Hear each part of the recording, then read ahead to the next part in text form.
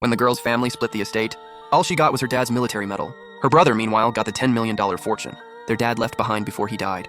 But then she remembered what her dad had told her on his deathbed. "I won't let you get the short end of the stick." So the girl, still trusting him, signed the inheritance agreement without hesitation, because she believed her dad really wouldn't let her lose out.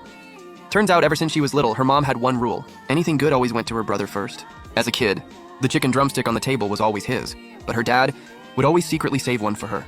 When her brother started high school, her mom handed over $1,000 without a second thought to pay his tuition. But when it was her turn, her mom wouldn't spend the same money, telling her school was useless for a girl. In the end, it was still her dad, who secretly pulled out his own savings. The girl knew her dad had no real say in that family. But all these years, he had never let her suffer a loss. So this time, when her dad left the entire $10 million estate to her brother and gave her only one military medal, she still chose to believe him. "I'm not in a hurry. I know you'd never let me get the short end of the stick." Her mom didn't expect her to give in so quickly. She immediately set up a celebration dinner at home, celebrating her son becoming a multimillionaire. Her sister-in-law happily put a shrimp onto his plate, saying he had been worn out caring for dad at the hospital. That was when the girl finally couldn't hold back. She said that during the year dad was hospitalized, her brother had only visited 3 times, and every time he went, he refused to help at all. She, on the other hand, worked every day, then cared for dad all night after work. Her brother wouldn't even pay for the medical bills. She had to borrow $200,000 just to barely cover dad's treatment. Her words instantly embarrassed her brother. Sure enough, once her mom heard that, she took his side again. "Your brother was swamped with work. Was he supposed to lose his job just to take care of your dad? You say he was busy, but I had to work too. Besides, a daughter taking care of her father is only natural." Then, the whole family started blaming the girl for keeping score. Her brother even snapped, saying she was just unhappy with the inheritance split. He said this arrangement was exactly what dad wanted. Her third uncle also angrily said she was just a daughter and would get married off sooner or later. Her brother was the real pillar of the family. "All right, that's enough. Now that the estate is divided, you should leave." The girl immediately understood.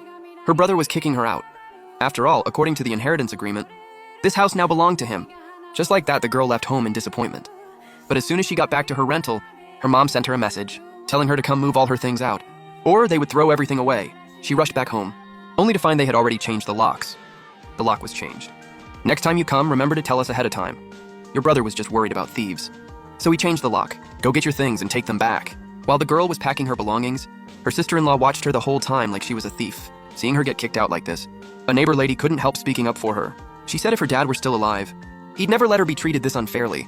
But the girl believed her dad's words weren't a lie. So she brought her things back to the rental and carefully wiped down the military medal her dad had left just for her.